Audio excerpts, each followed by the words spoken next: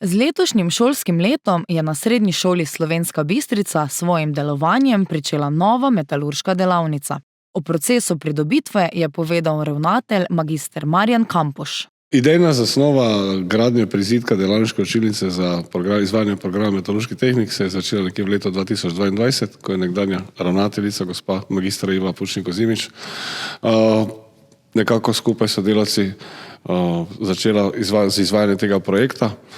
Pripravljena je bila vsa dokumentacija, projektna, gradbena, pridobljena vsa dovoljenja in v septembru 2023 smo začeli z gradnjo delavniške učilnice, ki smo jo zaključili v septembru 2024.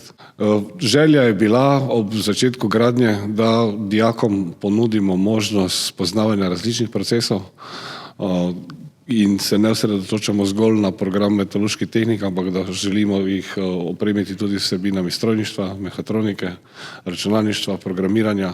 Zato imamo tu tudi robotsko roko, potem imamo vrtalne stroje, lasersko gravirni stroj, CNC stroj, brusilne aparate, talilne peči, skratka, da spoznavajo varilni aparati, zato da spoznavajo različne procese dela.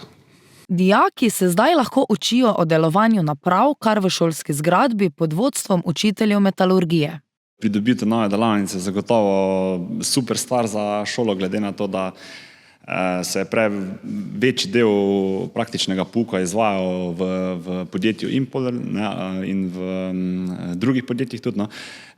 Je v bistvu pridobitev te delavnice super stvar, zaradi tega, ker lahko zdaj večina praktičnega pouka izvajamo pri nas tukaj.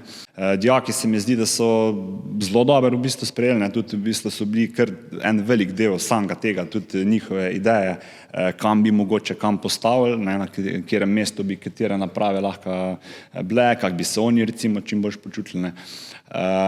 Tudi veliko smo se z njimi pogovarjali, kaj bi oni mogoče želeli recimo od samih naprav, da lahko tukaj recimo oni kaj ustvarjajo.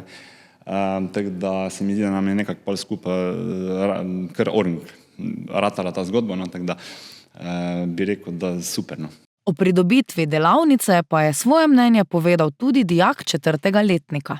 Seveda bi bilo dosti bolj lažje nekaj delati, ko pa samo za zvezkah sedeti, pa tablo gledati, pa profesora poslušati. To je dosti lažje nekaj prijeti, pa narediti, vidiš, kako to poteka, lahko lažje tudi v prihodnosti vidiš, kaj boš ti nadaljeval.